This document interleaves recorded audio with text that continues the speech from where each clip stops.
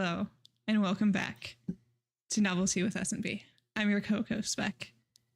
And I'm Stephanie. And Stephanie is not muted right now. I'm looking at it. You're not muted. Hi. Everyone can hear me, hopefully. I'm so embarrassed, dude. I accidentally muted Stephanie the entire last time. So the last episode is currently unlisted. Sorry about your luck. Unless you just want to listen to me, the tens of you that do listen, it's just going to be a one-sided conversation between me and me. She was sick of hearing my shit. I was not. I'm just kidding. I'm just kidding. So if you were actually very interested in what we had to say about the bell jar, basically read it, but don't read it.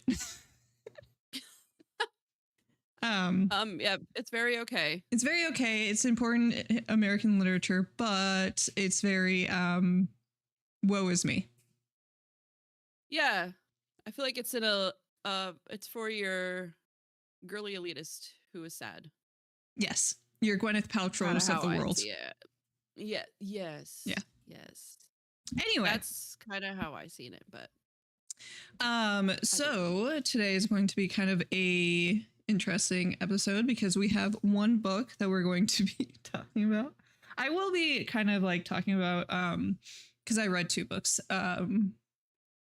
So I'll be kind of talking about another one, but not to like the full extent of what we usually do. And then we're also going to go over our 2025 Goodreads Wrapped. So that'll be fun.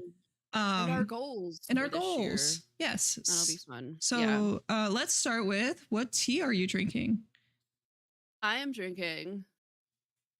Can you see it? Kind of, yeah. Well, it zoomed in. It's of course it did. It's red. It's real pretty. Anyways, it's called The Lovers, and it's hibiscus, cinnamon, vanilla.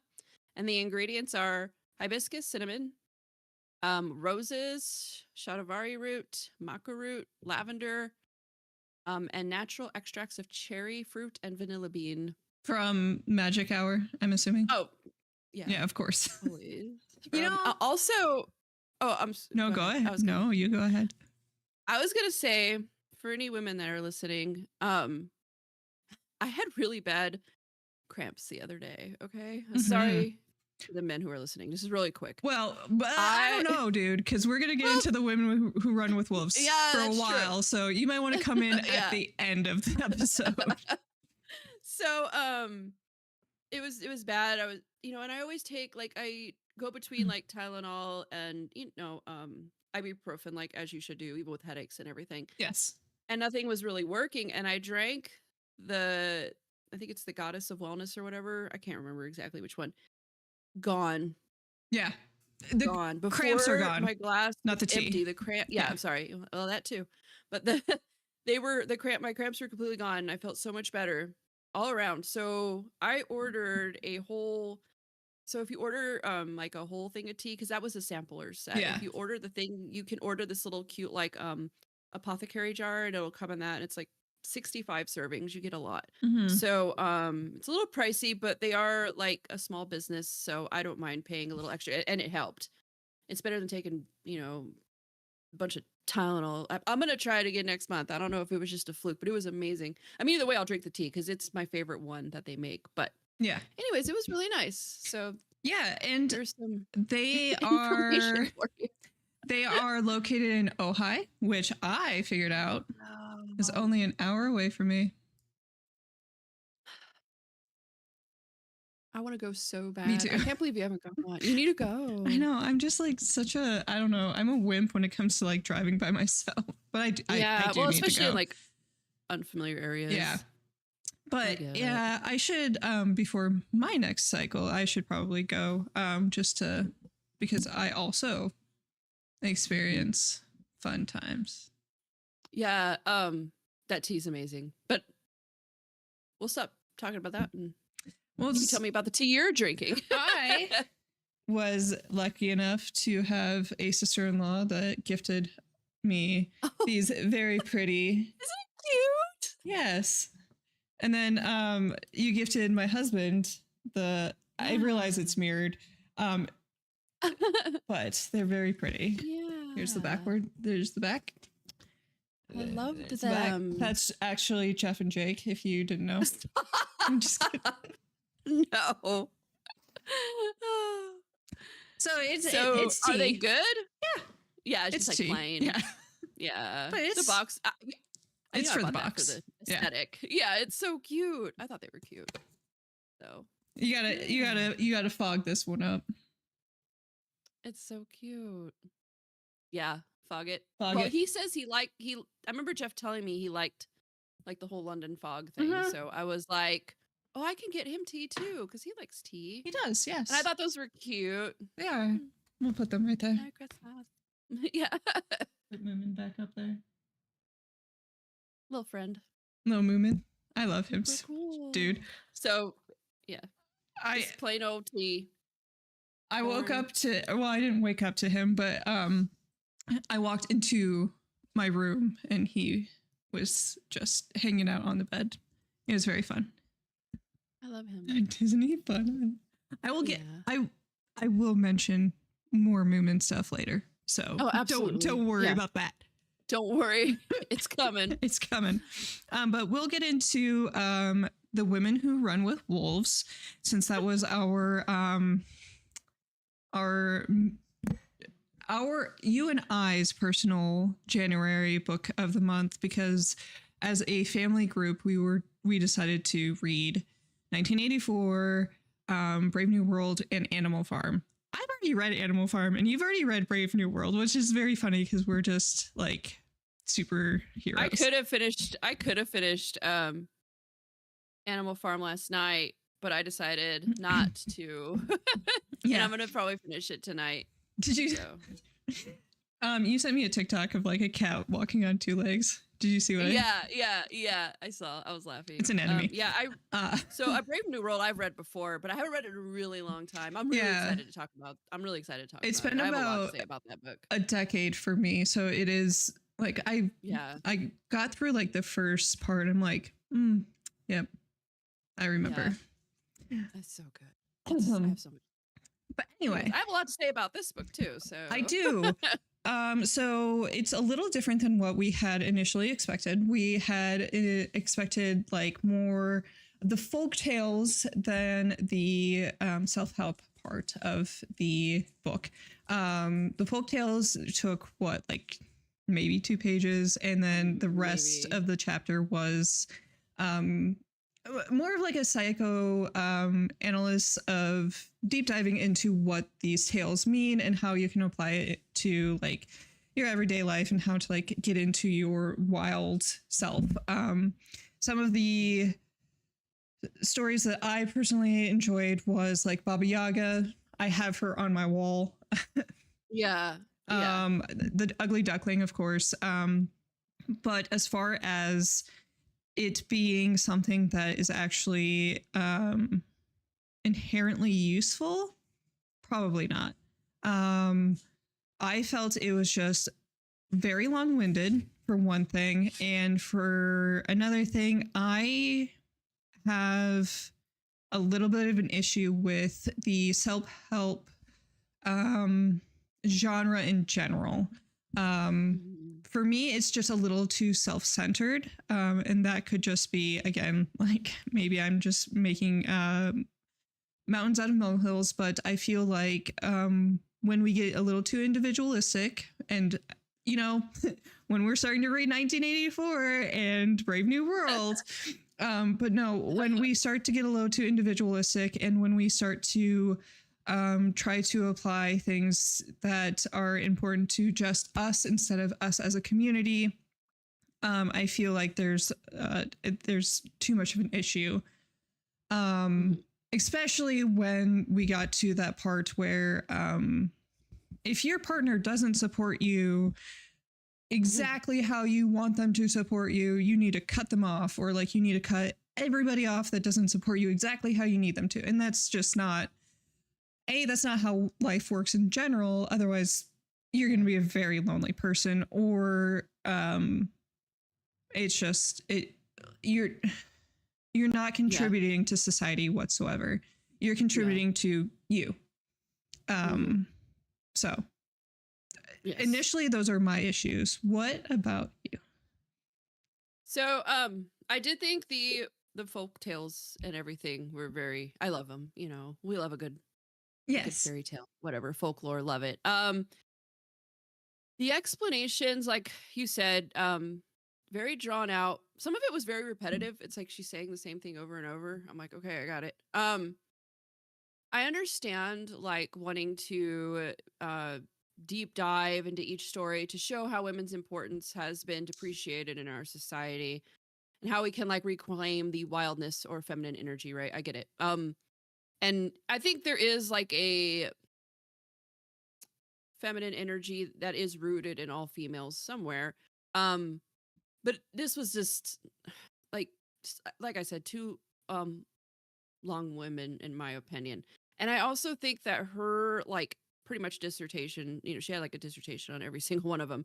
Um, was again limited. I find with these books, there just seems to be a lot of like extremism. Yes. Like it's there's no like middle ground. You will be like this and da da da. And like I just um I just don't like that. Everyone's different. Some women like to be the caretakers of the house. Yes. Some women don't. Like it that's okay, and that's okay. It doesn't mean you're like a bad woman or you don't, you know, you're just out of touch and blah blah blah. But as women we are not all the same. And yeah, we inherit like biological factors that are similar, but I don't think we are all meant to be artists and mothers and running wild, right? Um so I also wanted to say if you are interested in this book, it is not a quick read. No. I think if you wanted to read it and get something out of it, I think what would be best to be like, and if you're reading it with people or on your own, I think it'd be best to like read maybe one of the folk stories and her pretty much dissertation of it like a month. And you can either Yeah. like discuss if you're reading with other people or maybe journal if you're doing it for yourself. But I think just reading it all at once is just way too much. So if you were interested, that's how I would go about it. I think I would still not agree with everything, but I think it'd be possible to get more out of it had I gone that route. But I'm Yeah. cool. I'm not that dedicated to it, unfortunately, to want to like spend a year or however long No. going over these. And I will say there I'll get into like what I think are good takeaways. Because I did get some takeaways. There's some really good quotes that I will read and talk about why I agreed with them. But did you get any takeaways you found useful? Yeah. I felt like the cyclical nature of womanhood was shown very well in the book. The cycle of life, death, and then, you know, always the cycles of nature: spring, summer, autumn, winter. Yes. The moon cycles, and then also our menstrual cycles. I feel like that also very important in the female body for sure. I do think as women we have been infantilized very often, and we continue to not be taken seriously. We see that in healthcare. We see that in general we're expected to take part in these roles that aren't necessarily natural to us.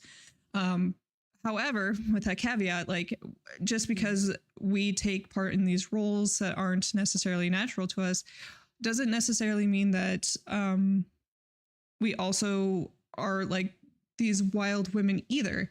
Like not everybody is an artist. Not everybody is meant to be a woman, a mother. Not everybody is meant to, you know, be these like archetype of like that woman. And I think that that's what this kind of fails to do, which is interesting because she is a Jungian psychologist. And he's actually the one that kind of developed the idea of archetypes in the first place. Also, if you ever like want to do a deep dive, he discovered,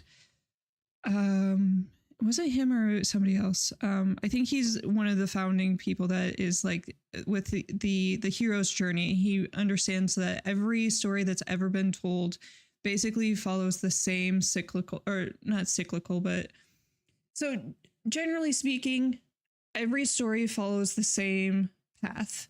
The beginning, the end, or the climax, the end. There's a lot more to it. When it is told through a woman's perspective, a lot of the time it's more cyclical. So you see that in like the Tale of Bluebeard, his wives continue to die, right? Like he kills his wife, he gets a new wife, he kills his wife. The skeleton woman, she dies, she comes back to life, she dies. A lot of the time in women's folk, and that's what I thought this was going to be. That's why I brought it. Yeah. It turned out not to be. But anyway, so it's interesting that she has one archetype when women can be a multitude. Like when you, that's why I find like mythology so interesting too, is that you get such a multitude of different, like you get the goddess of health, you get the goddess of the hunt, you get the goddess of love, you get the goddess of the hearth and the home. So putting us all into this one is just, it wasn't helpful to everybody. No, it's not.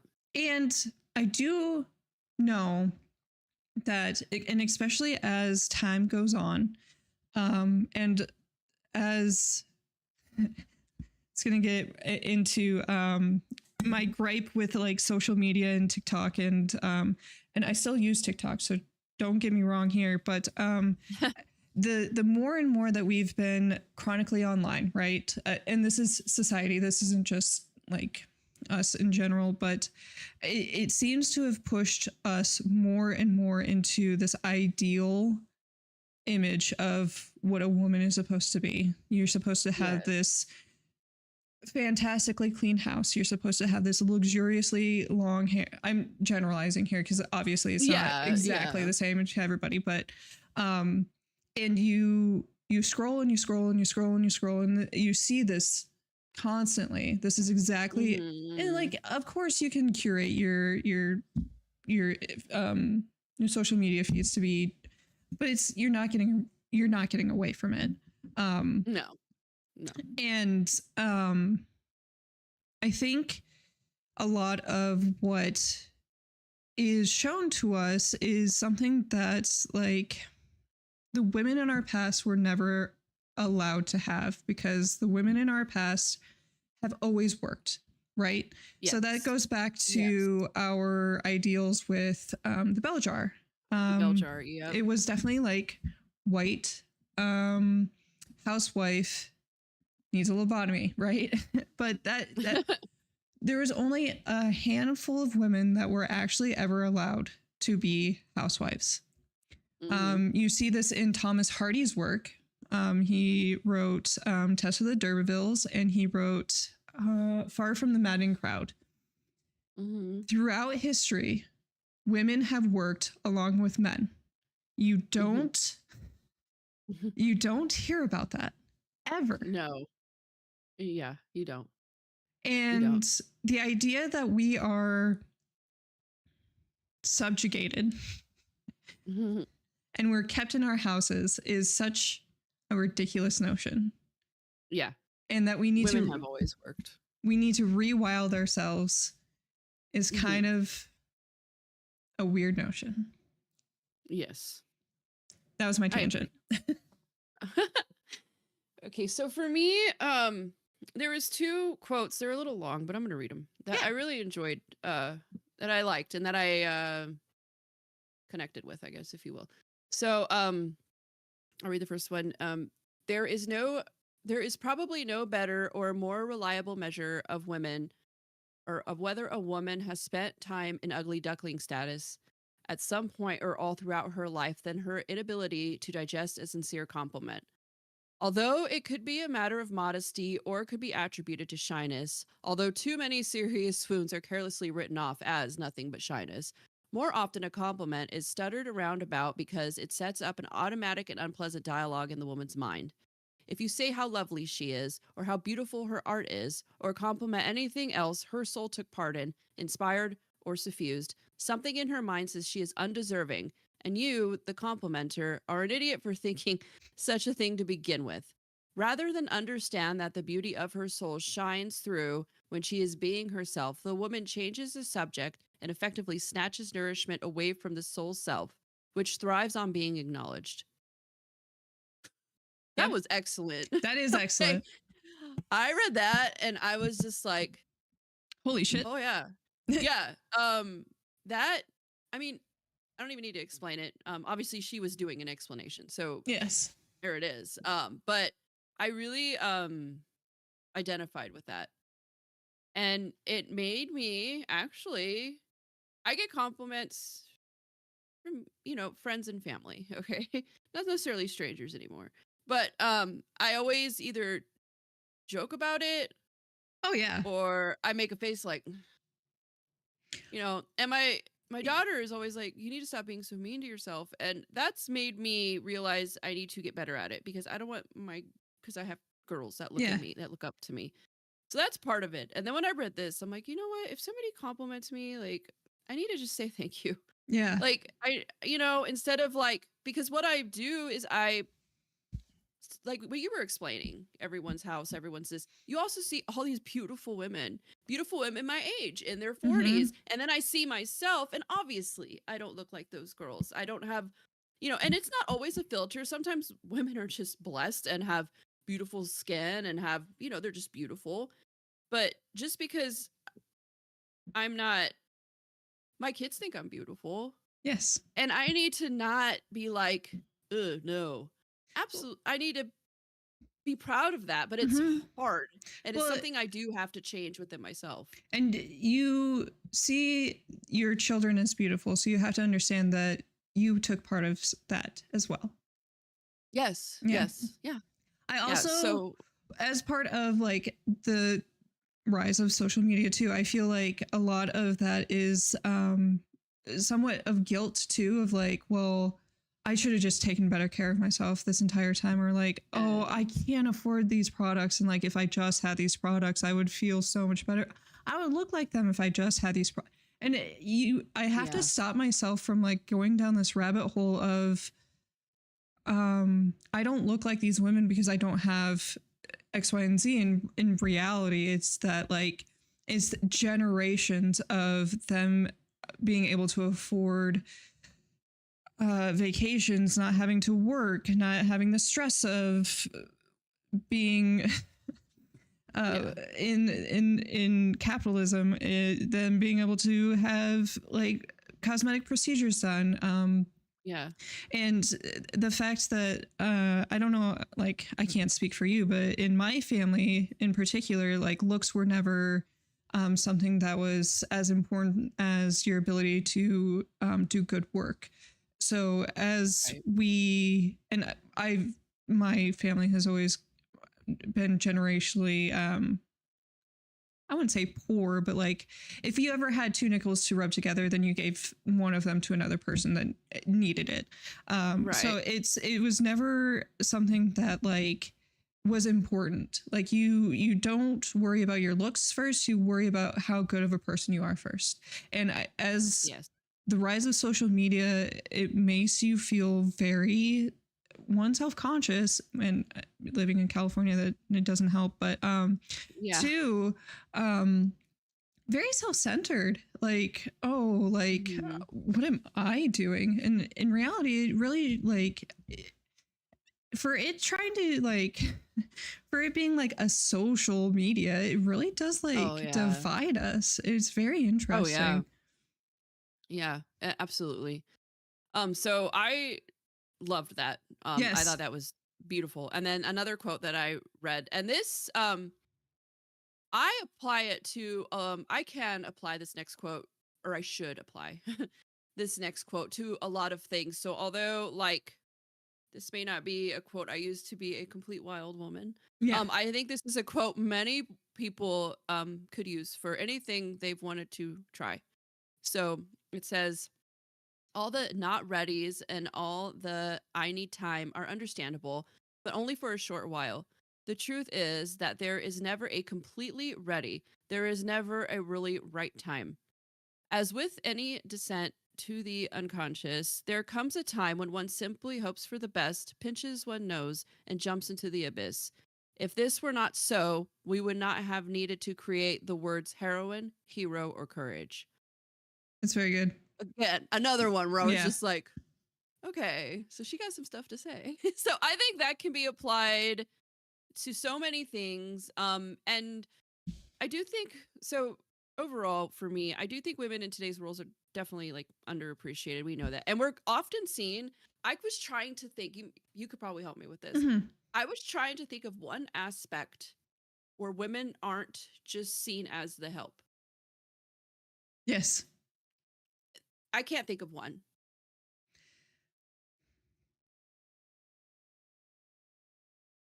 No, you're right. I was thinking, well, and I'm like, well, nope. Oh, maybe. Oh, nope. I was thinking of all these ways that possibly, and I can't. And I don't like that. But I think we are more powerful than we let on. And I absolutely think society has made us the way we are right now.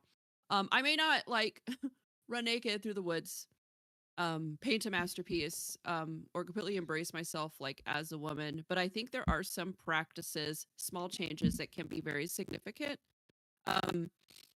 Like we were talking about this, get into the ways, natural remedies, some pagan rituals for us personally, are some of the things that we find ourselves leaning towards.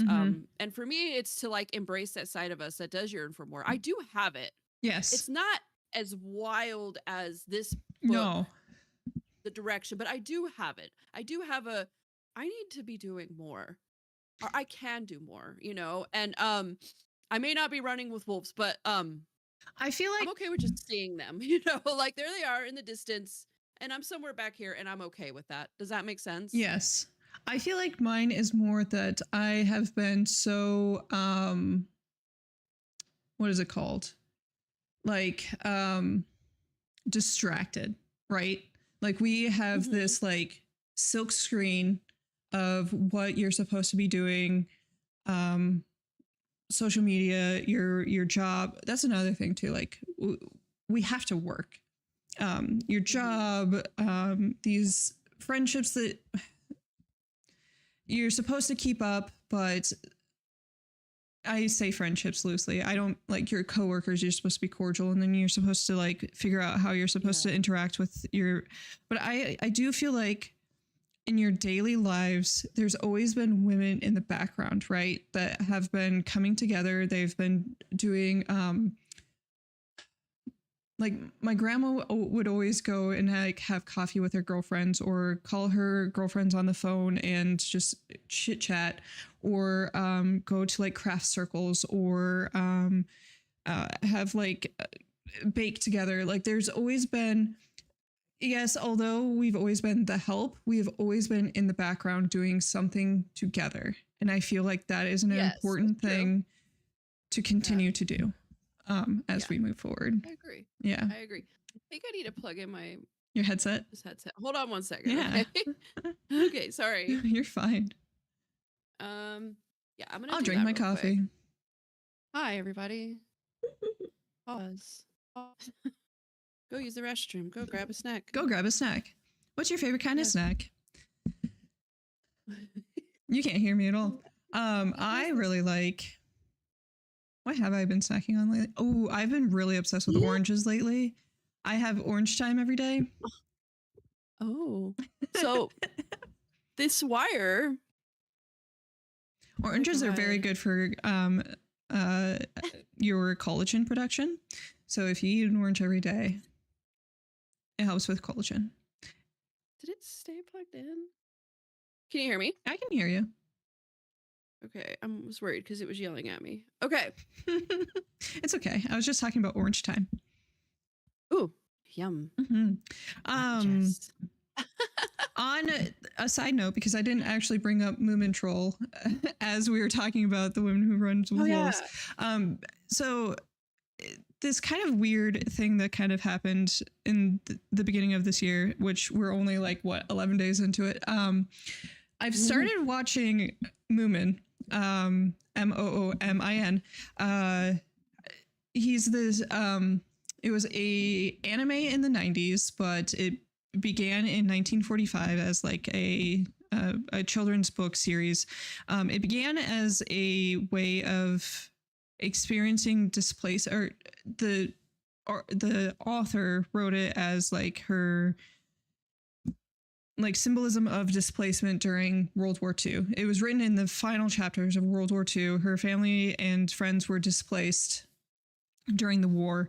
And I just found it very beautiful because in reaction to this displacement, the Moomins, instead of like turning people away, which we're going to see in like Brave New World, we're going to see in 1984, we're going to see in Animal Farm, instead of turning people away, they're extending their dining room table.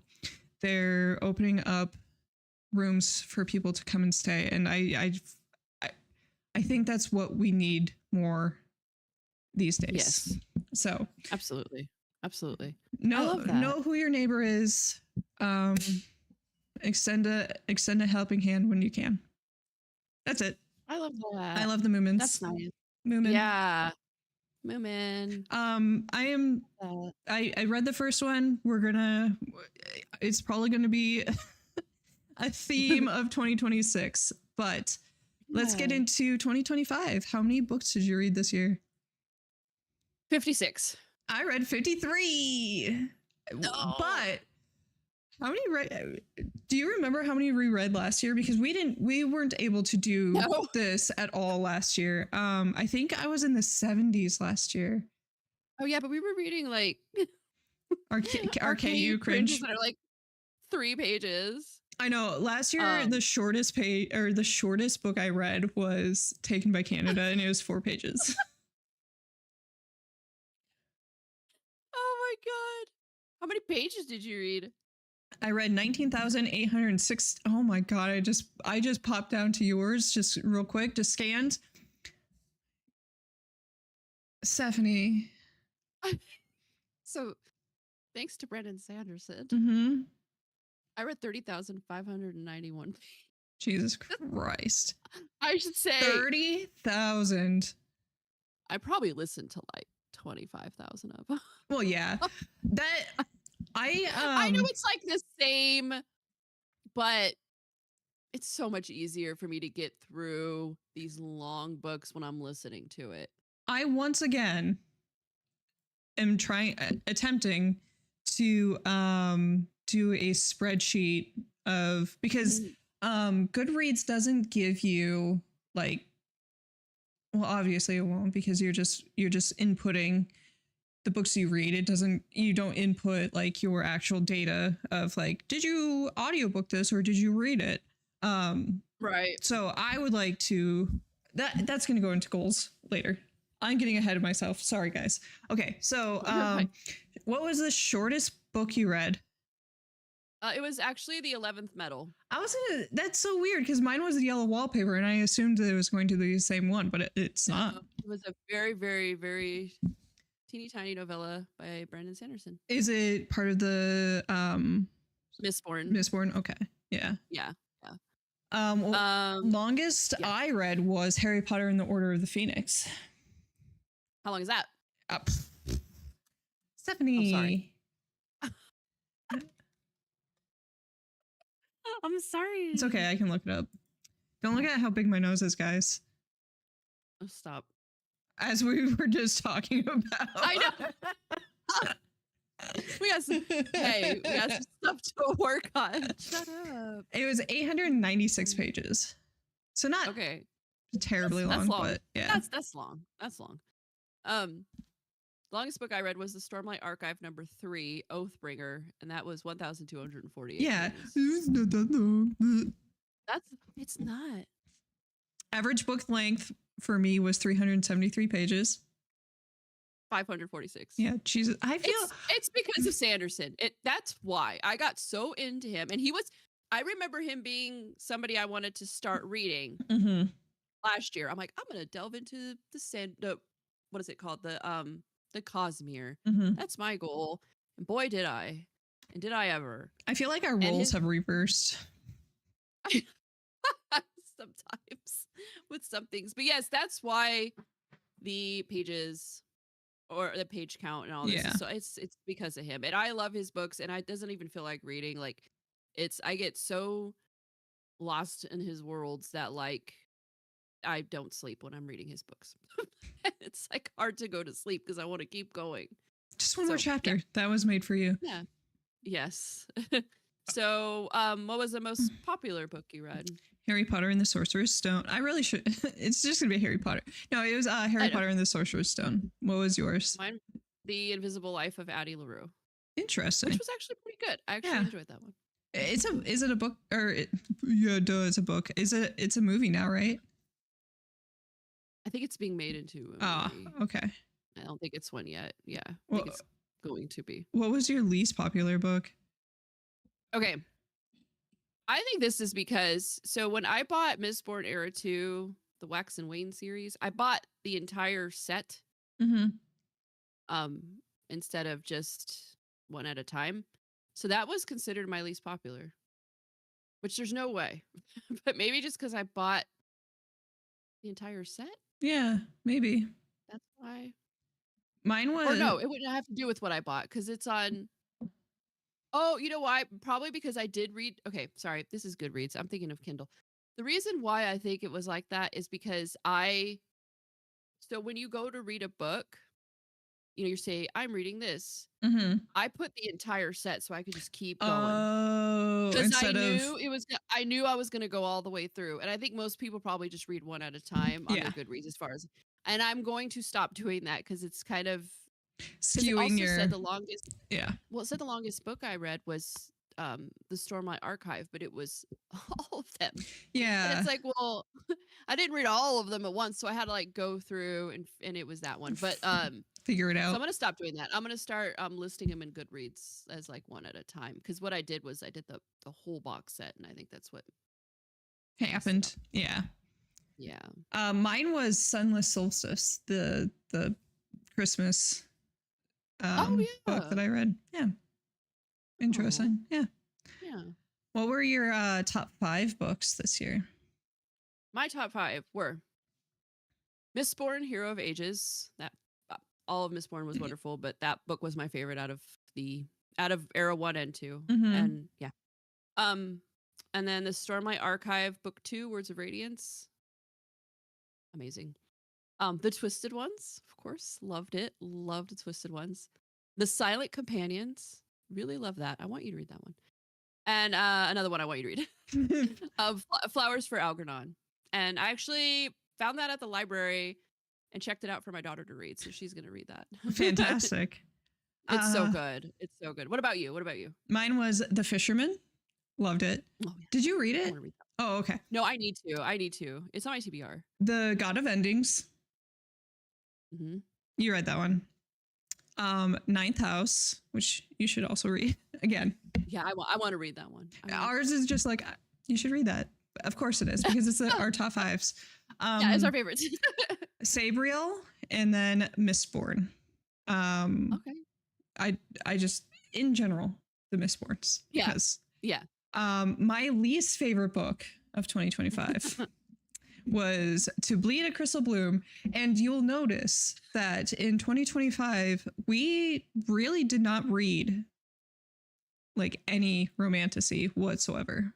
No, because my least favorite, I have a tie. And one of them is a romantasy. It's probably like the only one I read. No, I read like, I think maybe 3 this year. And it was all in the beginning of the year. Bridge Kingdom. Oh, yeah. Horrible. And then that's tied between that and Harvest Home. And just because Harvest Home was shit. Yeah, the misogynist bullshit. So disappointing. Yeah.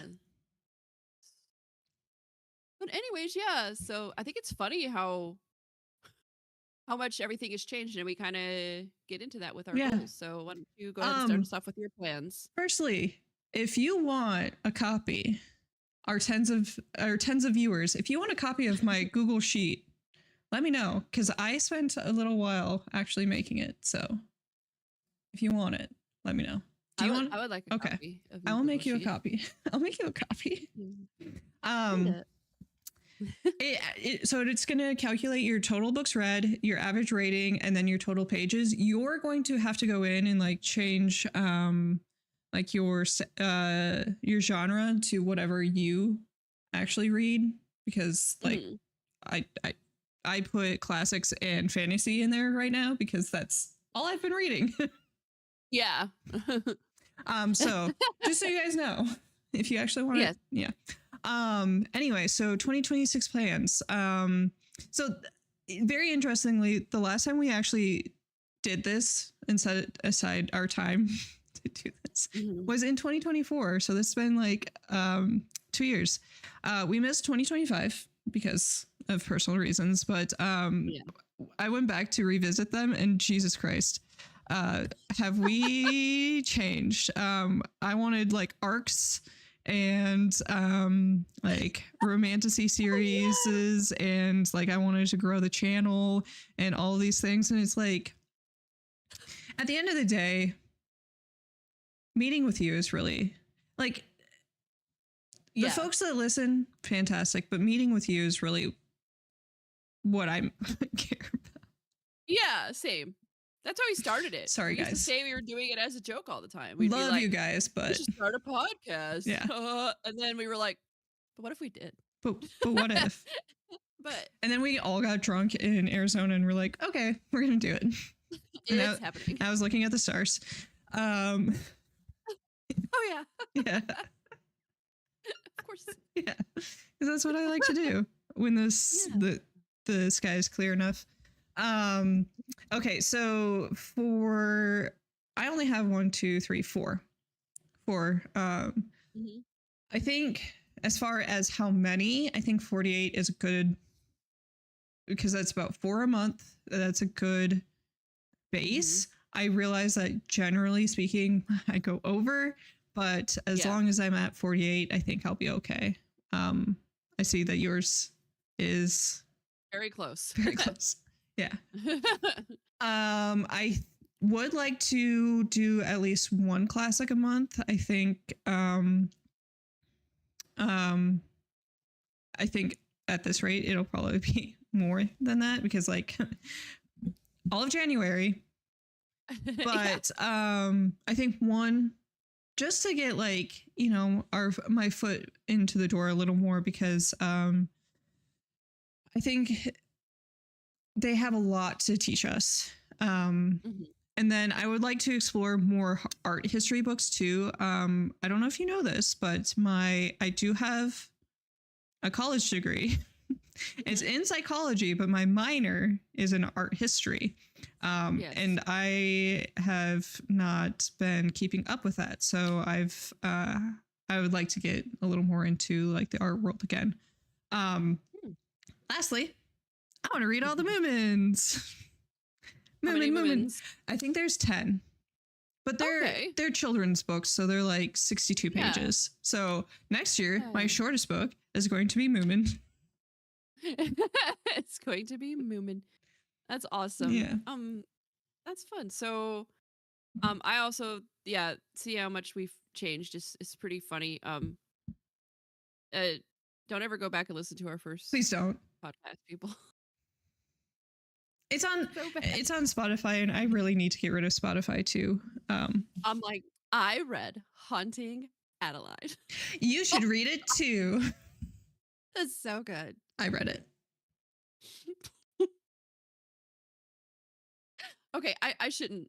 No. Reading is good. Even if good. you liked it, I liked it. I've grown. But reading is good. And if that's what helps you, and that it used to do it for me, so I get it. I do. Yeah. It's just funny. Just maybe pick up something that's a little more difficult every once in a while. Just every once in a while. Doesn't have to be every time.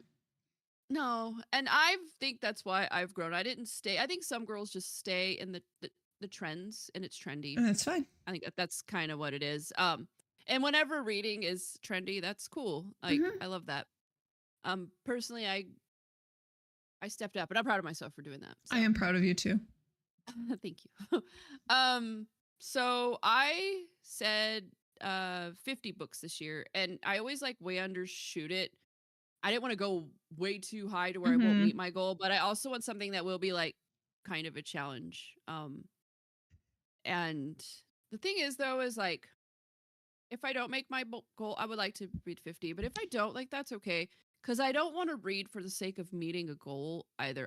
It's weird because that's contradictory, but it's like, if I get into a month where I'm like, I don't want to read anything, that will help me like pick up something, but I'm not just going to read like horrible crap just to meet a goal either. You know, I'm not one of those like, and I know 50 to some people or 48 or whatever isn't a lot, but to me, it's a good amount. Cause I don't like to just speed read through everything and not like take time to let it digest completely. Yeah. And I also, I don't know. That's just how I am. So some people are different. But I also wanted to read a monthly classic. So Yay! I looked up the definition of classics on Google. And according to Google, so I wasn't sure like the actual definition. So pre-1900 is considered traditional classics, while 1900, 1960 is your modern classics. Oh, okay. So, and that's because I was like thinking about like, oh, I want to read, there's some books from like the 50s I want to read, and I'm like, oh, are those actually classics? Are those actually classics? Yeah, so I wanted to look it up. I know we may be doing East of Eden, so that's fun. That is fun. Have one of our months. I want to read The Count of Monte Cristo, and I want to read Wuthering Heights. Those are two other classics that I would like to read. What?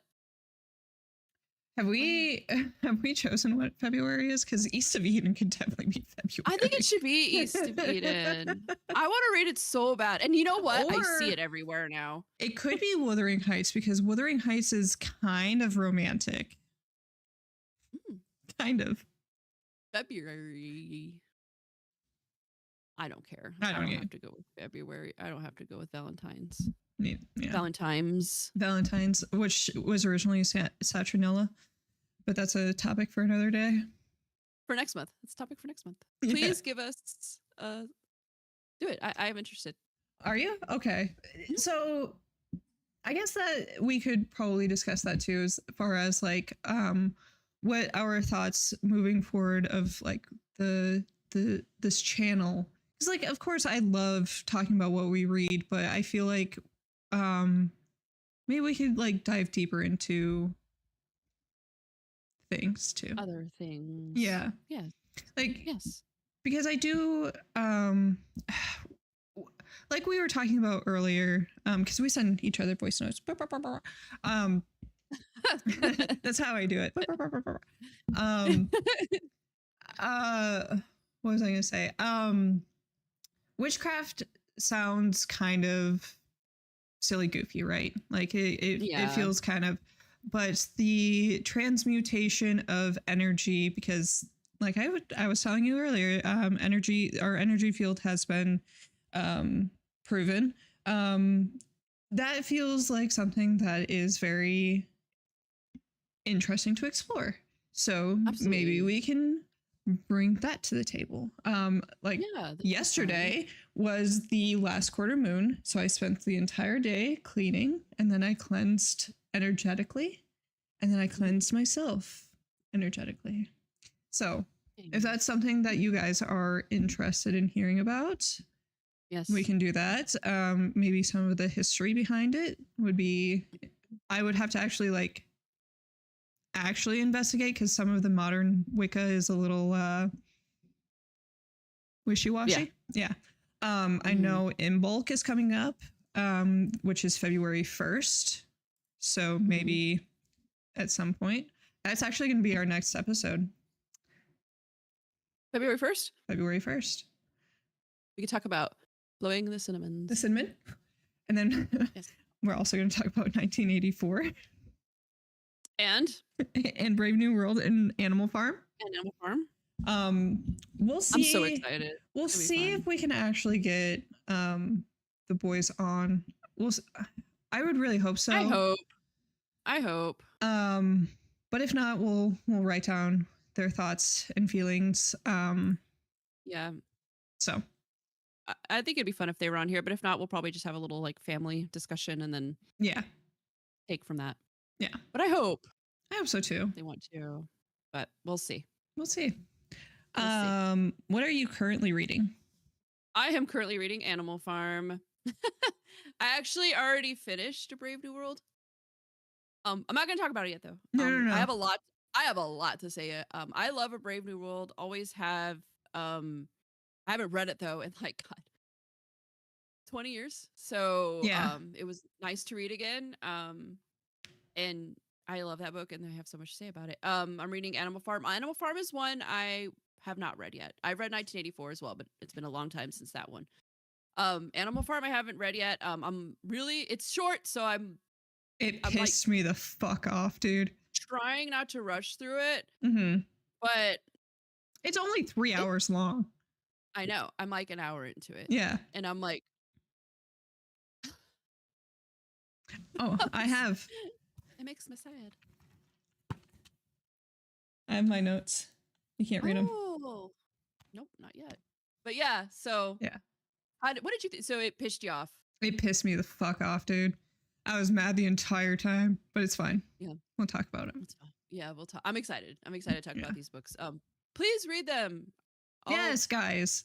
I realize that who watch this monthly out there, please read them with us because it's fun. And I should say too that it's not these authors aren't American, so it's not an American only issue. It's a worldwide issue. Oh, yeah, so everybody worldwide. Should read it. Yeah.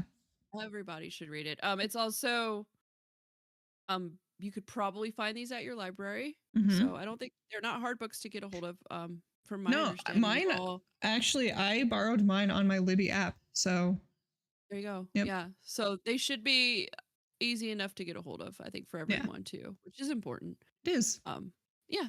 Until they're banned. So which might be soon. That's why I have physical copies of them all. Yeah. I have a new copy. I have like a pretty new ones, and then I have a thing with like buying really old prints. So I have like a really old print of Animal Farm and Brave New World and 1984. Yeah. I have like classic prints of those. That's nice. But yeah, everyone should buy copies of them. Yes. If you're able, of course. If you're able. Oh yeah, of course. Yeah. All right. Do you have anything else? I don't.